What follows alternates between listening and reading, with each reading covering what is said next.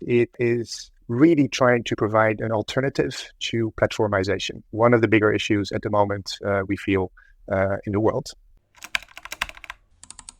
Along the process of publishing, and once the institution actually see their data on the Europeana portal, this implies a change in their own practices. People can participate by, especially if they join the network, by becoming members of task forces, by joining in the communities and their activities. Data and our online presence are increasingly at the center of the public debate. How to organize them, how to protect them. The cultural heritage sector must also ask itself these questions. The European Union's answer is simple and complex at the same time. The Common European Data Space for Cultural Heritage. I'm Marco, and this is EUcropolis, the Microcultural Association podcast that delves into policies and projects that affect the European cultural sector. This episode explores what the data space for cultural heritage is, what its objectives are, and how the sector can benefit from it. Microcultural Association is one of the partners in this European initiative. Come on this journey, where 3 people will accompany us. Verwayen from the Europeana Foundation, Davies from the Europeana Network Association, and Marie-Véronique Leroi, chair of the Europeana Aggregators Forum. This is a new frontier, data space for cultural heritage. Before we dive right in, we need a bit of context, because data is a word with little meaning for non-experts. Let's look at it more clearly beyond the technical definitions. So, what is data? Data is all the information that makes it possible to reach conclusions and create relationships between events. But data is also content, text, documents, audio, images, and videos. Everything we see on our screens in the form of content has at its source zeros and ones that translate in facts into data. Data translates our lives digitally. It tells us about the world, both when it gives us information and when it shows us content. Managing this mass of information, and above all, managing it well, is a great challenge. A challenge to which the European Union has responded with the European Strategy for Data. This plan aims to transform the European Union into a shining example of a society powered by data, where information would flow like a river, benefiting businesses, researchers, and public administrations alike.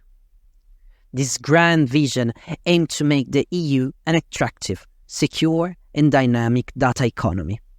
To achieve this, they plan to set the stage with crystal clear rules for accessing and reusing data, supercharge European data capabilities with top-notch tools and futuristic infrastructure, unite data in vital sectors with interconnected data spaces. Data spaces. These are the keywords. But what does all this mean for the cultural heritage sector? Can we picture this concept with a metaphor, like a cultural center? Imagine a bright space. High ceilings, different rooms and spaces. People are walking and talking. This space hosts a dynamic cultural center with different areas and purposes. Welcome to the data space for cultural heritage. This cultural center is a wonderful gallery full of material and artworks that cultural heritage institutions from all around Europe collected. This is Europe's rich heritage. Each element, the data, is digitized, well organized and catalogued. But be aware, it's not just a place housing and showcasing digitized cultural heritage. In this center, people are meeting and connecting. Researchers are collaborating with educators. Creators pick elements from the gallery and create new art. In those rooms, cultural professionals are rethinking the way we perceive and experience cultural heritage. The community animating the space and reusing the content of the gallery are the pulsating heart of this place. Is this a correct way to picture the space? To answer this question, we have to find the stewards, who are the ones coordinating, connecting, and digitizing the treasures in this space. The guardians of this cultural center include the 3 pillars of the Europeana Initiative: the Europeana Foundation, the Europeana Network Association, and the Europeana Aggregators Forum. Together with their partners, they are at the heart of this vibrant space, the data space.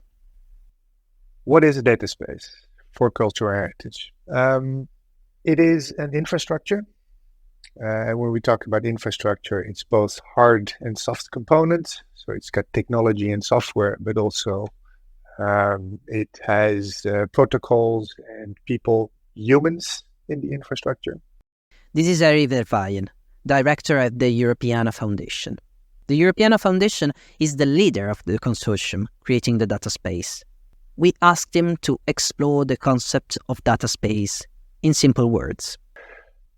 What's interesting, I find about data spaces is that it is really trying to provide an alternative to platformization. One of the bigger issues at the moment we feel in the world.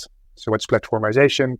That is where a lot of data is being pulled into one central place, and therefore that data is being controlled and managed, and therefore also the power is being controlled and funding and money in one central place, one central actor. And data spaces want to become an alternative to that. That's what Europe is putting a lot of chips in. And I think that's fantastic. When the need emerged to create a data space for cultural heritage, someone up to the task was needed. A group of experts who could handle data and integrate it in high quality, who had a strong connection to the sector, who could set up a platform accessible to all. Someone able to harness and digitize entire collections, but at the same time able to incentivize reuse by the people. A long list of responsibilities, as you can see. The Europeana Initiative, born to be a place for digitization for all museums and archives in Europe, was ready to evolve. With a group of 18 organizations from 9 different countries in its consortium, the common data space for cultural heritage was ready to be born.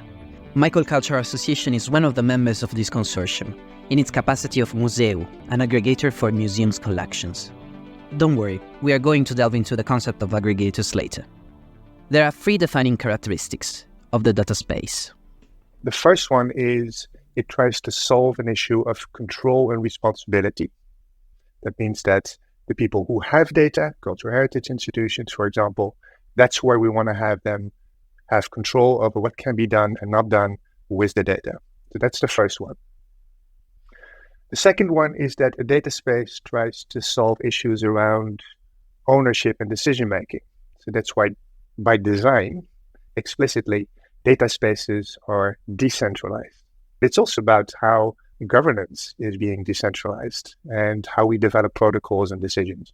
The third and the final one is that data spaces aim to be more resilient, more adaptable to change than traditional systems and infrastructures. And that's why data spaces are open, because openness and through a decentralized system where ownership is at the edges allows the system to be more adaptable. So, what will be new? It's essential to recognize that the data space is the natural progression of what Europeana set out to be and aspires to become. The Europeana Initiative's journey began in 2008 with a mission to offer an alternative to Google libraries and search engines. What is going to be new, the direction of travel, if you want, is that we foresee that all kinds of other types of data will become available through the data space. Not only the data that we currently make available in fairly strictly organized forms. So think of data about cultural heritage, how many museum visits and so forth, but also a heavy focus on new types of data like 3D, and perhaps also data that is available for very specific use cases like research, but not useful on a website. So that's one. We also see this as a place where there will be many more services available than the ones that Europeana has made available so far. And the third one is that we'll continue our exploration towards more decentralization. With the digital decade and the new policies in action to empower the digital sector of the European Union, many more initiatives are starting to arise, such as the European Collaborative Cloud for Cultural Heritage. This new project, still in its very first steps, aims to be a digital platform and network designed to facilitate collaboration data exchange, and innovation in the cultural heritage sector. It aims to connect cultural heritage professionals, scientists, and researchers across Europe, offering tools and services to enhance the study, preservation, and accessibility of cultural heritage artifacts, and the related data, of course. We are still talking about managing data. So what will the data space do to interact with this initiative? The data space is really there to support ecosystems, right? It's not there to support privately owned actors who operate by themselves. It's really there it's a collaborative space. So I would say we're extremely open to collaboration with any other initiative that has similar aims as Europeana. And therefore, we really welcome the collaborative cloud. We see its definition to be very complementary to the data space, where the data space is really there to support accessibility and reuse of data. The collaborative cloud is there really to become a collaborative working environment for heritage scientists. And what about the other data spaces? Is there any plan to collaborate with them? On our menu, there are 14 data spaces. They range from agriculture to manufacturing to data spaces that are a little closer to us, like tourism, like media, skills. So again, in that spirit of cooperation, we'll try to forge partnerships with some of those, and we'll make sure that the data that we hold is interoperable with the data that is in other spaces. Ultimately, I think there will not be 14 data spaces anymore. It should become one big digital public sphere that really fulfills the ambitions of data flowing freely throughout the system in Europe. An exciting opportunity. The data space as infrastructure is both technological and human. Interoperability, decentralization, and accessibility across Europe are the keywords. But if we think about all these concepts, we realize that it is essential to have a community of professionals interacting with this infrastructure. We need people who can walk the corridors and the spaces of the cultural center we pictured at the beginning. They need to animate it. That is why the second pillar is the Europeana Network Association. This association for heritage professionals officially formed in 2015 and now has well over 4,000 members, a number that grows every year. Different sectors and different organizations, but all with one interest: digital cultural heritage. Rob Davies, chair of the Europeana Network Association, told us more about how things work. What this encompasses its creation, its collection, its description and representation, access to it, and now increasingly and definitely within the data space, its creative reuse. The network is not really targeted to the general public, but one can envisage there are certain long-standing areas around which there have been task forces, things like crowdsourcing and that kind of user-generated content, that kind of activity is an area where people can contribute. At the center, therefore, are professionals exchanging knowledge and best practices. A key element are in fact the network communities. Organized around a specific topic, they act as catalysts for events and exchanges. So we see the communities as our most effective initiative so far. Each of them has done valuable work in support of its sector. Task forces are a very important mechanism for getting things done. They're generally smallish groups of experts or stakeholders who work over a fixed duration to try to resolve a specific problem, issue. Working groups are something somewhat different. They are generally increasingly now running at the level of the Europeana Initiative, involving all three pillars. And they are of no fixed duration, so they're generally targeted towards an ongoing issue. So working groups cover things like governance, now capacity building for the data space, which is a relatively new working group, data quality, linked data. For task forces, there have been very many, and they relate to many of the issues that Harry touched on earlier, constantly in development. As the data space goes forward, there will be new task forces on relevant issues. But so far, we've had things like artificial intelligence in relation to cultural heritage institutions, 3D content in Europeana, additional documentation, advanced documentation of 3D digital assets. In the network, ENA covered some important topics. They talked about how to get young professionals involved in cultural heritage, and they also discussed what researchers need when they want to use data in the data space. They also talked about how smaller heritage institutions can find it easier to put their stuff in the data space. You can find all the outputs on the Europeana Pro website. Things like papers, tips, online events, and even a service where you can learn more about copyright. Another shining example, the Europeana Impact Playbook. This document helps people figure out how their work is making a difference in the cultural sector. But how can people contribute to all this? People can participate by, especially if they join the network, by becoming members of task forces, by joining in the communities and their activities. It's a proactive thing. You can participate in any of these discussions around the communities. It's generally structured around the communities, and people do. So this to me demonstrates the extent of participation. Demonstrates that this is how you can do it. This is a value, but we're constantly open to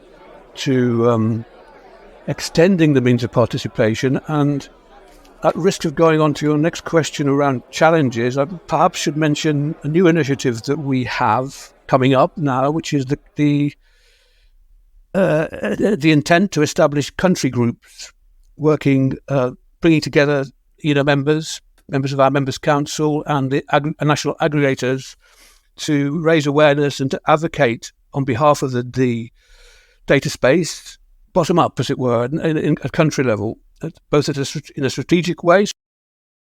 The country groups within the Europeana Network Association are like connectors, bridging policymakers, professionals, and users in different member states. They aim to boost training and capacity building initiatives, making them more accessible and widespread. These groups also play a crucial role. They will have to adapt and promote the ENA community outputs at the country level, ensuring they serve specific national needs.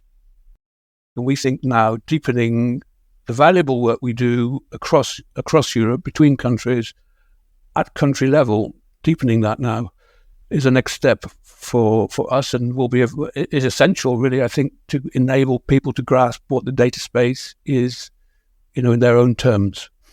The challenge is engagement and impact, I think, from the point of view of the network, increasing that. That's what we want to do now in the context of the data space.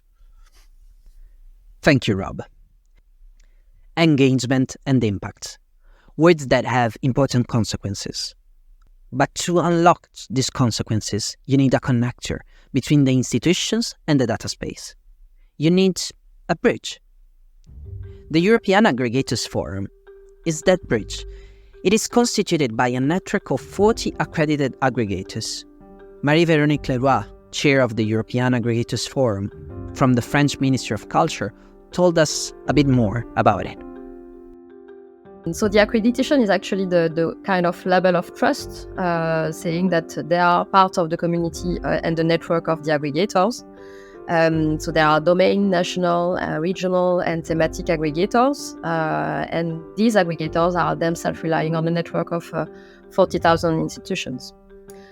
So we can define an aggregator as an entity acting really like a key intermediary between the cultural heritage institutions and the Europeana Initiative, and now the European Data Space for Cultural Heritage. Aggregators are like data heroes. Their main mission: to gather, process, and publish cultural heritage data for the data space. But they're not just about data. They also lend an helping hand to institutions, guiding them in this journey. These data champions ensure the info they collect is in line with Europeana's rules and standards. Think of them as the guardians of data quality. Aggregators come in various forms. some have a legal identity and fancy tech setups, while others are more like silent heroes working behind the scenes.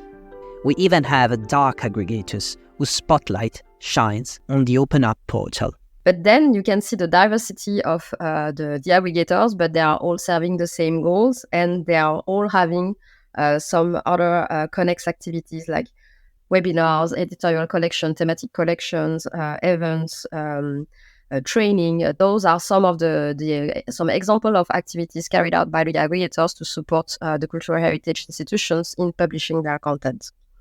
For the moment, the change of work implied by the data space is not kind of obvious because it's really in the continuity.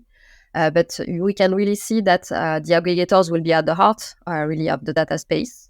And then we can really also kind of acknowledge the different specificities of each now in the context of the data space. Of course, this is a hard job with a lot of technical aspects. To ensure that the data provided by cultural heritage institutions meets the standards of quality and accessibility, there are plenty of rules to follow. In a nutshell, all roads lead to the data space. The epicenter of collaboration for aggregators is within the Europeana Aggregators Forum.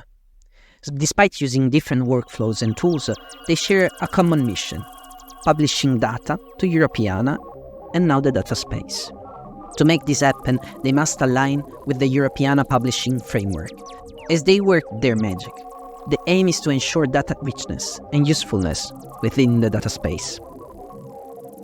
On the very practical side of things, to make sure that we are slowly but surely evolving towards the data space, those frameworks will have to evolve because they were very much DSI, so digital service infrastructure oriented.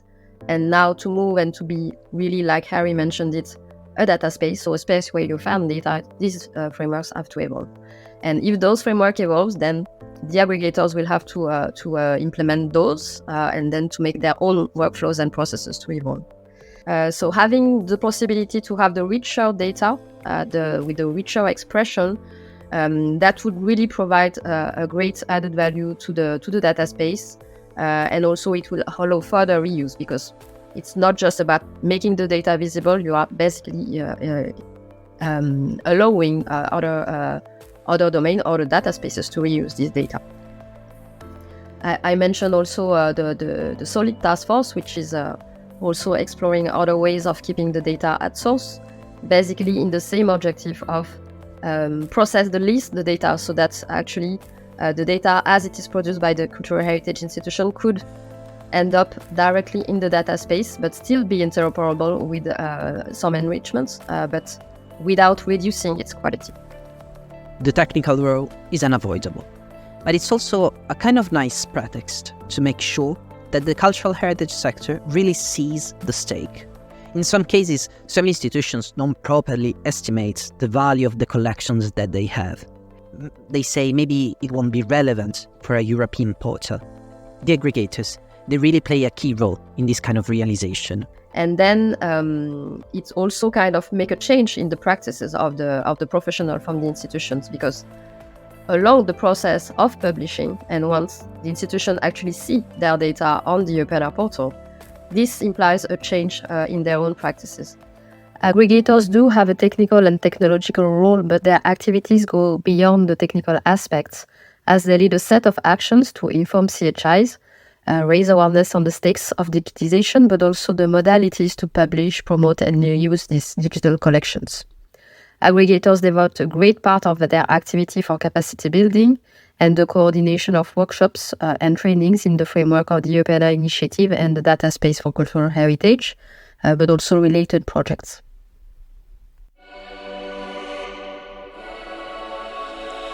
As we come to an end of this episode, let's take a moment to reflect on our journey through the data space for cultural heritage. We began by unraveling the mysteries of data, those zeros and ones that shape our digital world. The European Union's vision of a society powered by data is no longer a distant dream, but a tangible reality in the making. We uncovered the European Strategy for Data, a grand plan to unlock the potential of data, fostering innovation and growth, while safeguarding privacy and competition. In the heart of this digital evolution stands the data space for cultural heritage, the amazing cultural center with pictures. The Europeana Foundation, the Europeana Network Association, and the Europeana Aggregators Forum form the bedrock of this endeavor, ensuring that our cultural heritage thrives in the digital realm. The Foundation leads the deployment of the data space and allows its technical backbone. The Network Association creates a net of humans engaged with the data space and its challenges. And the Aggregators Forum puts the data space in contact with cultural heritage institutions, both technically and socially. We talked about them, but we should not forget the rest of the 18 partners of the project, who bring a fundamental contribution to the technical and human realization of the data space. In addition to this, the data space success will rely on the contribution of cultural heritage institutions themselves, with support from the member states, and the commitment and support by EU institutions. The data space is not just a place, it's a revolution. It's about decentralization and resilience. It's about keeping our heritage alive and accessible, not just for today, but for generations to come. Some may describe it as an exciting opportunity or data impact, either inclusive and interconnected. So what can you do? How can you engage with this transformative space? You can become part of the conversation. Join the Europeana Network Association, participate in task forces, collaborate with communities, and advocate for the data space for cultural heritage. Or if you're a cultural heritage institutions, start talking about the possibility of digitizing your collection through the aggregators. You can contribute to enrich our cultural heritage. Institutions and individuals alike, no matter how big or small, have a role to play. Your data, your stories, your culture, these are all pieces of the puzzle. It's not just about making data visible. It's about enabling others to build upon it, to create, innovate, and share. Let's embark on this journey together, embracing the data space as a place where culture thrives, where knowledge blossoms, and where our heritage finds new life.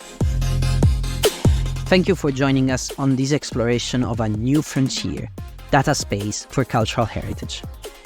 This is Marco, signing off from EUcropolis, the Microcultural Association podcast. Until next time,